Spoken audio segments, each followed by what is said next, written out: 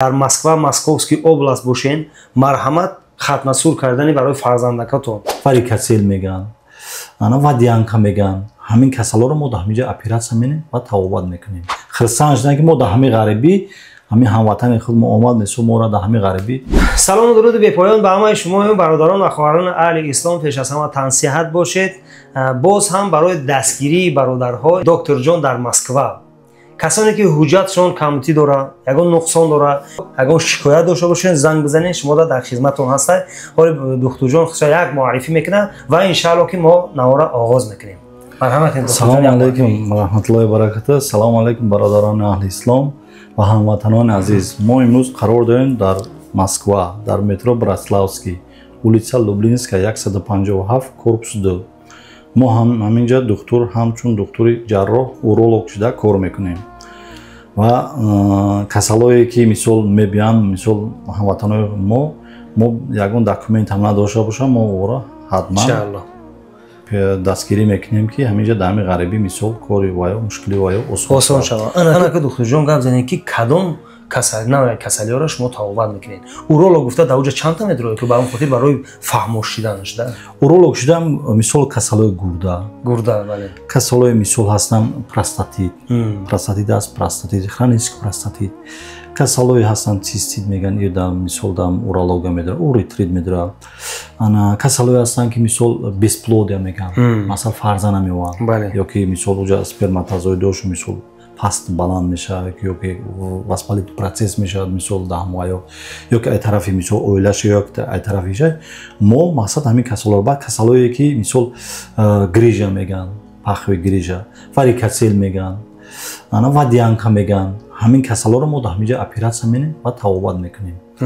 ва касалое ки мисол фарзанд намеованд ҳаминора мақсад мо ҳамиҷа анализоша мегирем ҳамаша таҳт назорат мегирем ва табобат мекунем мардонара мардона табобат мекунад занонара занона табобат мекунад занҳоро зан бале вай ҳатман зан мебинад ва мақсад ногуфта намонад ки мисол мо ҳамин касалоре ки мисол мебиёнд мо аввал ташхис мегирем ташхис яъне ки мисол анализоша мегирем аппаратҳо ҳастан бале аппаратҳо ҳастан мисол обследит мекунем ки то что ҳамиё чӣ мисол масалан диагноз мемонем баъд мувофиқ ҳамин диагноз алҳамдулилла хай табобатшо мекунем ҳаминҷа ба сайри баланд мисол дусиёш мекунем иншоалло оператсияро ҳаминҷа мекунем бале касалои мисол бо мегӯм ки касалои варикосел грижа вадянка ва ғайраҳо мо ҳаминҷа анализ мегирем мисол мебинем аввал анализоша ку чӣ хел ҳаст нест баъд мувофиқ ҳамун чанд рӯз пас мо тайёрӣ мебинем ба оператсияшо мекунем мо байни 1 соат 2 соат ҷавобшо метем миран хона 2-3 рӯз пас мебиям привязкашо мекунем 1 ҳафта пас мебиям шоа снимат мекунем бо дополнитель мисол бо доруошо менависем ки не доруро хӯре не ки мақсад нагуфта намонад ки ҳамин касалое ки мисол хронический простатит ҳастанд мисол ҳамин касалои урологический хронический простатит уретрит цистит мисол санги гурда санги хечак мисол ҳаминора ҳамаша мо ҳамиҷа табобат мекунем ва касалое грипп мешаванд шикамаш дар мекунад сараш дар мекунад иноро ва ғайраҳо мо ҳамиҷа табобат мекунем. мешидааст ки ягон кас масалан сахт ака пеш аз ҳама дуо мекунем ки ҳеч ки дардманд нашавад лекин рафту хай тақдира яке дардманди сахт бошаву ки омода натавонад шумо илоҷ дорад ки занг бизананд бигӯянд ки ба хай духтурҷон агар ки битонем биёен хона мо инаҳо ҳаракат мекунем агар аз тарафи мо боша аз тарафи урологический мисол касало боша ҳаракат мекунем не ки рафта мисол дидем касалои дигар боша мо мисол ҳаракат мекунем бо ҳамкорои хидқатӣ коллегаи хида ки мисол номои зангоша метем мисол номои телефона метем занг зане шумо иншоалло дастгирӣ мекунем зангозанг ки мешавад ва чӣ хеле ки ба бисёриҳо маълум аст ина бародаро агар докторҷона бишносен и беғайри ай корҳошам бо хатнасурам мекунад мақсад ки мерад бисёр тӯи суннатидам иштирок мекунад ҳамин хел аст ина агар ки шумо дар Москва московский област бошен марҳамат хатнасур кардани барои фарзандакатон тӯйда даъват бикунед میری نه خونه؟ بله من چرا نمیریم؟ میریم مقصد کاری از همه راهی در مثال از مسکو اوبلاست یگان راهی دور کجا رفتگی؟ ما اسمالینسک اوبلاست میگن، همین با نزدیکی رفتیم، همونجا بچه‌ها توجکوی خود همونجا مثال زندگی میکنن، همونجا اومدن ما را مقصد تکلیف کردن رفتیم، خیلی شگرفت و همش خرسان توی خشو گذشت الحمدلله. بله او مبارکبایی کردن همش خیلی شگرانه خود خرسان شدن که ما در همین غریبی همین هموطن خود ما اومد مثل ما را در همین غریبی سلامی کودکای ما را سنتی را بجا آورد. بله برای که بود نفرهایی که شکایت کردن در ما که عبدالله جان همین ما در بلنیسه مثال دولتی بردیم بریدین هم فرزندشون هم مثال خط نکردین خوب نکردین، من نمره شما را داده بودم. بله اما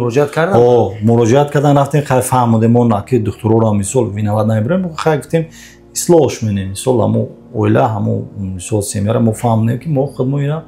خشو کرده از میفهمه خشو کرده از خوب شده بخیر ان شاء الله گرفتیم مثال کار کردیم یگان چی با مقصد مینادور شدن که خیلی دکتر جو ما را مثال کرده که خیلی اکی کار میشه یک کمتون نفهمی میشه ایره حرکت کنه که تیز اصلاح کنه. بله با دقت همه شما میرسانم این دکتر جان کو فرزند خدمه ختم کرده خونه مدام ایماش عمر جان. بله عمر جان ان شاء الله الحمدلله از میشه کلامش دیگه عمر جان. بله سوال نواتی چی است که از همه بسیار یک روز چند تا ختم کرده در یک روز تو 13 رکورد 13 13 نفر همینا خدمت کردیم خیلی شگری خدا همش تیم گذشت خیلی خانه به خانه بود یا همین 3-4 کس مثال خانه نزدیک همین 3-4 کس یک جا جمع شدن مثال که بسیار بچه با خیلی طلبها میشه و مثال همین اولاد مثال اگه چی نشه اما 3-4 کسی چی کردن رفتیم خیلی شگری خدا همش سوز گذشت با یک مثلا چی کردیم بعد یک سال پس با یک نگاهش کردیم همش تنج شگری خدا نیست الحمدلله نه الحمدلله سوز تنج خیلی مثلا رحمت میگن که مثلا ما را دمی غربی دستگیری میکنیم ماشاءالله. انا برای پیشروی کار دکتر جان کسی که دکتر جان میشناسه هم در نمازاتون دعاگو باشین در حق یکدیگر هم در نظر کمیتر دعا کنین که دستاش درد نبینه. انا خیلی به مثل همین دکتر جان برادرای توجیک بسیار باشن ما را گفتی گپا در هر جایی که باشیم اگر درد و شفا از جانبی که الله هست با شفاش درد الله خودش میتیه شفاشو با دست یعنی دکتر جان ها میتیه در یک دارو میتیه در یک درمان در یک گیاه میتیه. به این خاطر برای پیشروی کار باری ما و دکتر جان یک لایک و کامنتار و پادریسا بکنین و حتما همون نفرهایی که ختم میکنن نه مرحمت یا که یگان شکایت دارن از